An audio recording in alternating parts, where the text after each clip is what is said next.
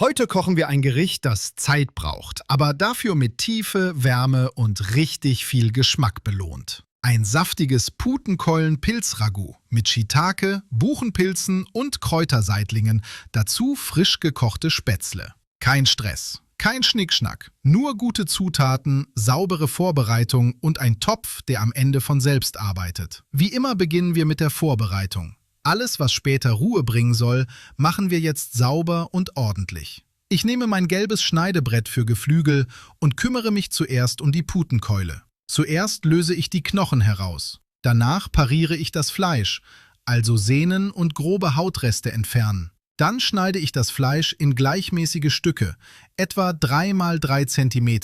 Nicht zu klein, wir wollen Struktur behalten. Jetzt wird gewürzt. Salz, schwarzer Pfeffer, Paprikapulver und fein gehackter Rosmarin. Alles gut vermengen und das Fleisch kurz ruhen lassen.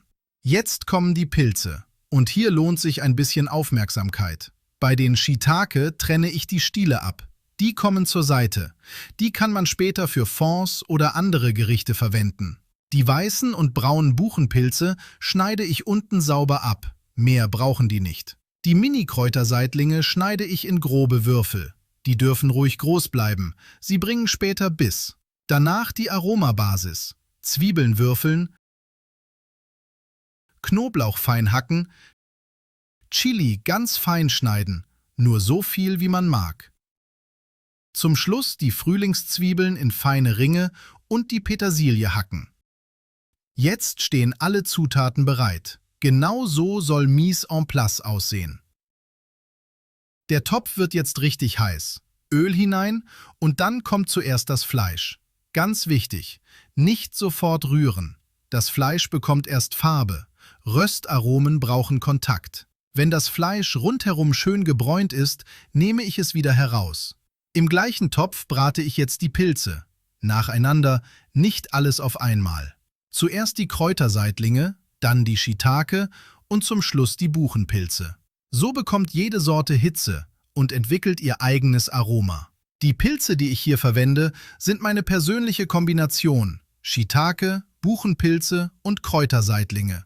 Du kannst das aber ganz flexibel sehen. Wenn du lieber Champignons magst, nimm Champignons. Oder ergänze mit anderen Pilzen, die du gern isst. Am Ende ist es wie bei Pizza. Erlaubt ist, was dir schmeckt.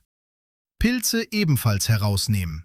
Zwiebeln, Knoblauch und Chili in den Topf geben und langsam anschwitzen. Dann etwas Tomatenmark dazu, nicht verbrennen, nur leicht anrösten. Mit Weißwein ablöschen und den Bratensatz vom Topfboden lösen. Jetzt kommen Fleisch und Pilze zurück in den Topf. Mit Brühe auffüllen, Deckel drauf und alles sanft köcheln lassen. Ich lasse das Ganze etwa 1 bis 1,5 Stunden ziehen. Nicht kochen, nicht hetzen. Zeit macht hier den Geschmack. Das komplette Rezept mit Mengen, Ablauf und Tipps findest du wie immer unten in der Beschreibung. Abgebunden wird die Soße mit einer dunklen Mehlschwitze. Kurz vor dem Ende kommen die Frühlingszwiebeln und die Petersilie dazu. Jetzt abschmecken. Salz, Pfeffer, mehr braucht es nicht. Währenddessen koche ich die Spätzle, richte alles zusammen an und lasse das Ragout noch einmal kurz ziehen. Wenn dir dieses Gericht gezeigt hat, wie viel Geschmack mit Ruhe und Struktur entsteht, dann bleib gern dabei. Wenn dir mein Video weiterhilft und du meine nächsten Gerichte nicht verpassen willst, gern abonnieren. Guten Appetit und bis zum nächsten Mal.